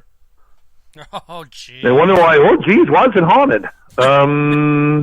Because you desecrated a burial ground. Oh boy, I don't know. I could be wrong. Kane's gonna come visit them. Jeez, I don't know. But it's, there's a lot of things that people don't understand about the paranormal. Yeah. They're somewhat scary, but, they'll learn it eventually, or they just, they'll lose their mind, one or the other. Yeah. So, have you ever experienced Poltergeist? Not the movie. Oh, yeah. No, yeah. No, not the movie, no. No, because I couldn't find a lady that's small. With that creepy little voice. The house is clear. This house is clear. Yeah. Oh, my God. No, actually, I have. I've done it in several cases, actually, and I shocked the homeowners and the people who own the houses and stuff, because, they're like, what is all this? Well, I said, honestly, it's probably your 16-year-old daughter who created it. Aha. And they're like, well, what do you mean? I said, because... It's like, haven't you seen Poltergeist, the movie? No. Yeah, come on. It's oppressed and depressive anger and negativity, and boom, boom, boom, boom, boom, boom, and then all of a sudden it's got to go somewhere. Yeah. And it creates itself into a PK manifestation. Which is kind of weird that you could actually do that. Well, it just goes to show you how powerful the mind and energy really is, right? Yeah, but why is it always young females? Why can't it be young males, too? Because of the hormones. It's the hormone changes they go through. That goes to show you how powerful, almighty the female is. Don't say that too loud. Hey, I had to get the points. I gotta go for the points. I gotta take care of the lady points. Don't you know what I'm saying? This is the way it works. Yeah, don't worry. She's not paying attention. She's staring into space. Did you know? Yeah, I don't know. So. But it's just really funny because they don't realize that it's actually human derived, and they just they just don't get that. I'm like, what do you mean? I'm like, well, and I've had cases where it's been an adult female, who was, unfortunately either molested as a child or, abused in an abusive marriage, that kind of thing, and the energy has built itself up to such a level of negativity that it's just expelling itself. Right. Into a PK manifestation. So, I've come across it before, but it's amazing how easily controlled it is by the person who actually develops it. Right. It's amazing, actually. And every time, it is a PK manifestation, you're going to notice that parents are fighting more often, parents are fighting with kids more often, and that just feeds it. So... Yeah, it's a little hard to describe to some parents, but yeah, exactly. A hard pill to swallow, but they gotta, they've gotta. Yeah, I wouldn't say that we've actually. Well, I mean, we have experienced it, but I don't know if it was possibly the entity had power to do it because there were no young females present. But we were at the Malvern Manor, Malvern, Iowa, and the cabinet doors would open. We'd shut them, leave the room, come back, they're open again. Right. And then the funny thing is, we go ahead and put a camera on it so we could video it. Do you think it would happen? No. Of course not. Like, come on. Capture it? Yeah, I'm like, come on. You got to be kidding me. Well, yeah, I've seen the poltergeist activity I've been exposed to, or like, kitchen doors and cabinets opening up on their own several at a time, because the energy level is so large that it just expels itself out with that kind of speed. Cabinets open up really quick on their own. Stuff will come flying across the room, that kind of thing. But yeah, I mean, it's just been, and I've had entities that'll open up a door on their own too that aren't PK manifestations. They just have that much power about themselves. They could push a button or turn a handle, or they can do that. Yeah. But the severe cases of peaking manifestation have, in my experience, always probably, not always, probably 92, 93% of the time have been surrounded by a female. Okay, yeah. Yeah. So, and that's kind of, it's hard to, it's really hard to pinpoint, but I'm telling you, that's a real big expression of, how powerful the female psyche is and how powerful their ability is to be able to project energy out. Right.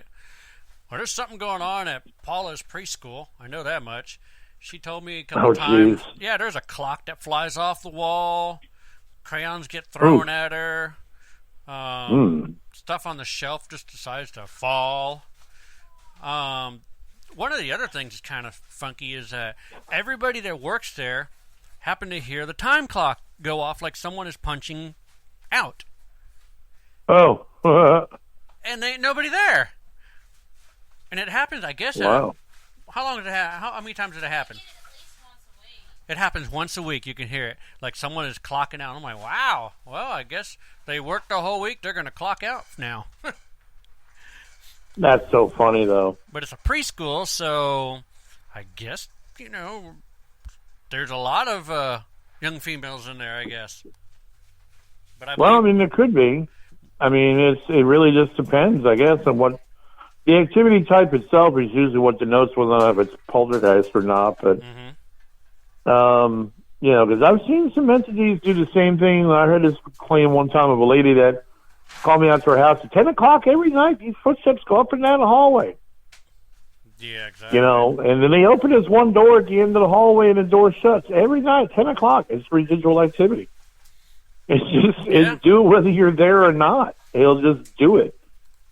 Just as hard for people to understand. Yeah. Well, there's so much about this they don't get. Yeah, it's kind of like residual energy. There was a story that I was told from one of my ex-producers when I was signed with Mirror Image Records. He was the owner of it, and his house, there was a old man that he died there, and the thing is, he knows who it is, and he's seen what he does. The guy will come out of the upstairs bedroom, make his way down the stairs, walk through the living room, go to the front window, move the drapes to look, go to the front door, go back to the drapes, make his way back upstairs, back in the bedroom, shut the door. Wow. And the guy does that even after he died.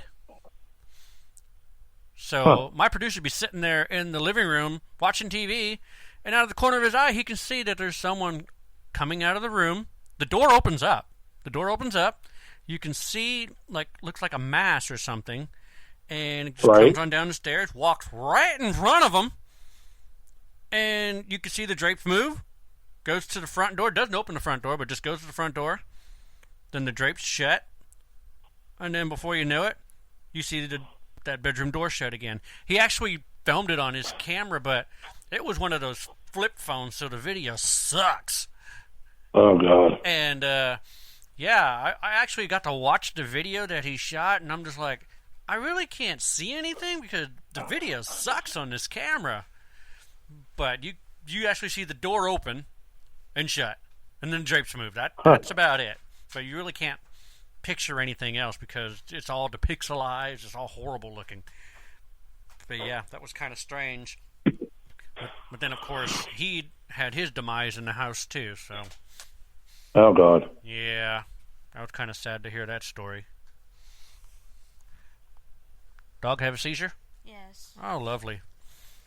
Oh, jeez. Yeah, it's one of them nights tonight. Say what? Said it's one of those nights tonight. It's one of those nights tonight? Is it a full moon? I don't know. Between my kids and the dog, I don't know what else could happen tonight. Oh, God. I don't know. Maybe we'll have a ghost chicken on the phone. That would be awesome. Oh, God. Oh, yeah. It's funny. We were talking to Doogie from the Tennessee Race Chasers, and all of a sudden, we got the sound of a chicken. He didn't hear it. But an actual chicken. An actual chicken. He didn't hear it. We heard it, and all of our listeners heard it. So I saved a clip and I sent it to him and let him listen to it. He's like, "Oh, I'll be darned." He goes, "I didn't have a chicken." He goes, "I got frozen chicken in the freezer named Tyson." Yeah. But that was awesome. I mean, yeah, it was just really bizarre that we hear a chicken, he didn't hear it. Right. Oh man, let's see. We done talked about poltergeists. Here we go. Have you ever been scratched, pushed, kicked, tubbed? Yeah, that sounds good. Tugged, slapped by an unseen force? Oh yeah. Okay, what check was... every box. Check every box. Well, what was the scariest one? The scariest one, actually, for me, was the scratch because it happened at house. We were on the second floor by the locker room area. There's a doorway, 2 huge double doors that are right there on the other side of the rail. And if you don't shut those, people can walk through those, step down, and fall 30 feet to their death. Oh, hell. So we were trying to help out with a tour, and we were upstairs doing a walkthrough a couple hours before the tour started. And we said, let's go. I said to the guy I was with us, let's go upstairs and shut those doors, make sure they're closed all the way, so that way somebody doesn't fall through. Now, we're up there, and there's a very nasty individual on that level of the area of the building. He's nasty as all get out. Okay. So we shut the doors and just leaned on the rail and talking to my buddy, not even anything about paranormal, nothing, just, life. And all of a sudden I feel this huge burn down my arm. And I said, man, my arm. And before I could even finish what I'm saying, he's going to fly some on my arm. And I've got 3 deep scratches in my arm, and they're about 12 inches long. Jeez.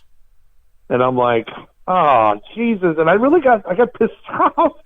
I'm like, really? I said, what the hell did I do to even provoke you to do this to me? I'm not impressed with you at all. You shut the door. And I just left. Yeah, I shut the doors, and we just left to go downstairs and start the tour, and I put ice on it, because the ice is the best thing to counteract the burn, and the scratches is ice. Yeah. Well, so, I've already checked off all those boxes, but we were at the Malvern Manor, and Paula was up in Hank's room, the one that taunts women. So she was asking questions like, why do you taunt women? And I got my camera on her, and she goes, kind of arches forward, and she goes, I feel a burning sensation on my back. And I'm like, yes, you got scratched. And she looked at me, and she's like, although I'm not sharing your enthusiasm, come over here and check. And sure enough, right from the bra strap on down, there was at least a 3-inch. It was a scratch right in the middle of her back. Well, she couldn't do it herself, that's for sure. But yeah, I was so happy she got scratched, but she didn't like it. No. I consider it a badge of honor, but a lot of people don't. So yeah. Well, my scariest one is getting pushed downstairs carrying a $4,000 camera. Save the camera. Exactly, I did. The camera up in the air. She was hitting something on the way down. Well, I broke every bone, but the camera's safe. No, what I ended up doing was slamming myself up against the wall and kind of sliding on down, but keeping the camera away from harm. Well, of course. So gotta save the camera. But this happened live. I was on Facebook Live, and she was on Facebook Live, so the people that were watching actually saw me get pushed down the stairs. Wow. So, but anyway, we are at the 5-minute mark, so this is your platform to go ahead and tell all our listeners where they can find you, how they can look you up, find out what events they're going to be at for the rest of the year. So the floor is yours. Okay. Wow, I feel so privileged now. Thanks, guys. I've appreciated this time as well. It's been a really fun conversation. Hey, no problem.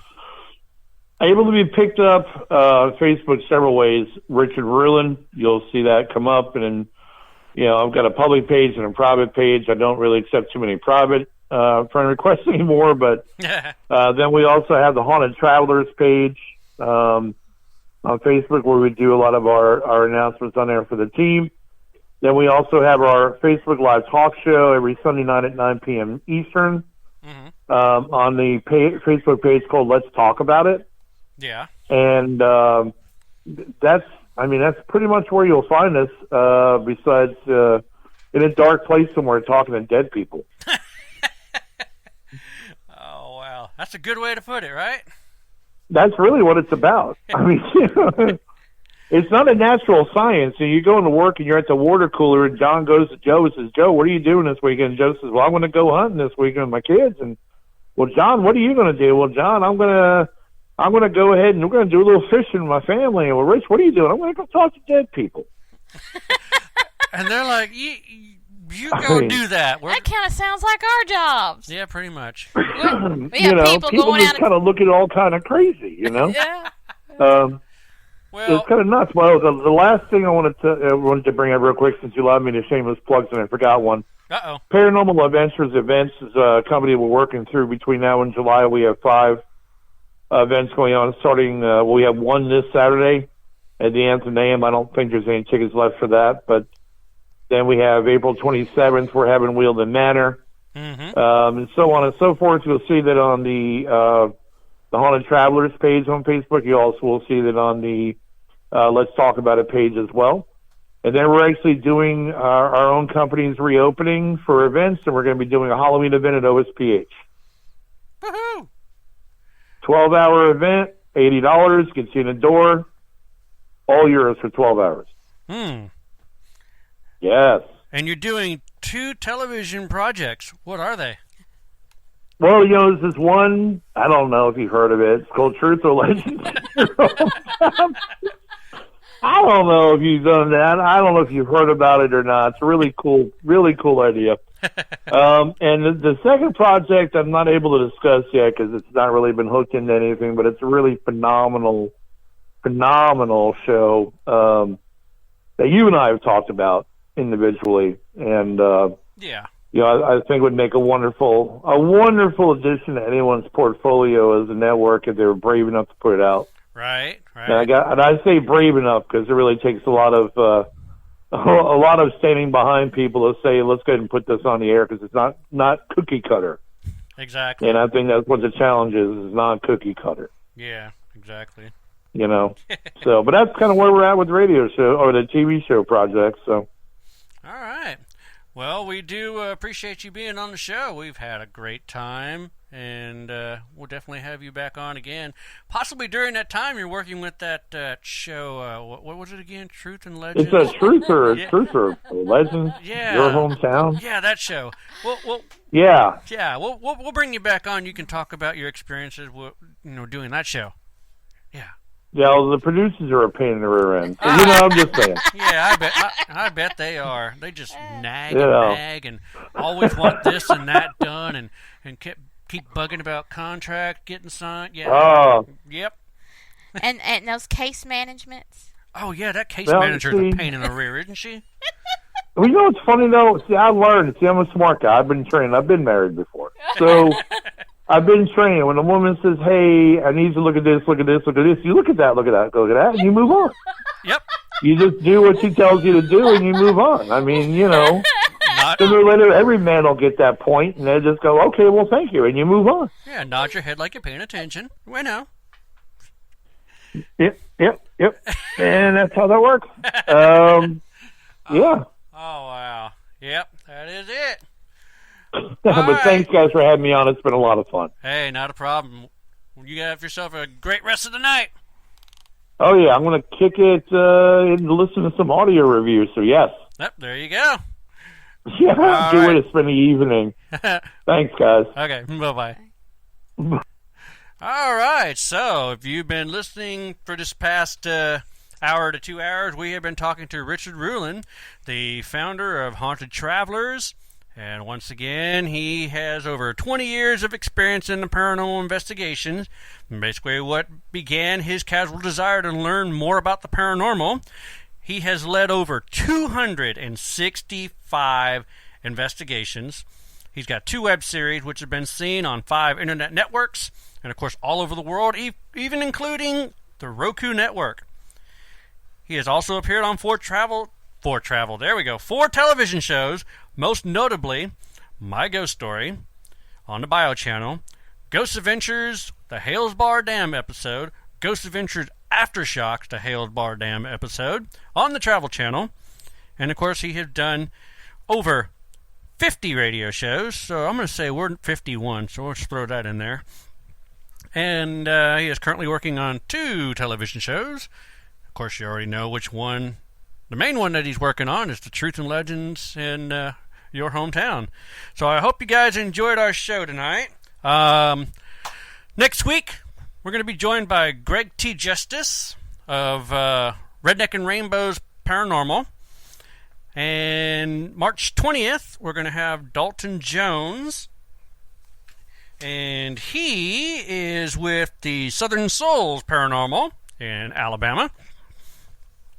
And you don't want to miss March 27th. We will be joined by the one and only Katrina Weidman from Paranormal Lockdown. And, of course, right now, Portals of Hell with her co-host, Jack Osborne. So, we bid you all a good night, and see you next time. The Phantasmic Journey Podcast is brought to you by Tascam and Amazon Studios. For more than 30 years, Tascam has developed products for every segment of the sound and music industry. From the high-end audio professional in a major post-production studio to the novice of hobbyist at home, Tascam is everywhere. They are a company committed to providing their customers audio and video solutions that enable breakthroughs by using sound in ways that are exciting as they are accessible, even recording the voices of the dead. You asked for a non-scripted paranormal TV show. You begged for a non-staged paranormal TV show. You begged and you pleaded, and we have listened. We present to you Season 1 of The Paranormal Journey into the Unknown. It was released October 31st, 2017. In this series, we show you what it's like behind the scenes and conducting a real paranormal investigation. Join Gavin Kelly, Colin Purcell, and their special guests to seek out the existence of life after death by going to numerous haunted locations such as jails, hospitals, battlefields, and museums, collecting compelling evidence by means of video, photography, and EVPs. In this season, the crew investigates the St. Albans Sanatorium, Old South Pittsburgh Hospital, Jailhouse Pizza, and the famed Monroe House. And you can watch Season 1 of The Paranormal Journey into the Unknown on Amazon.com right now. Season 2 and 3 will be coming soon.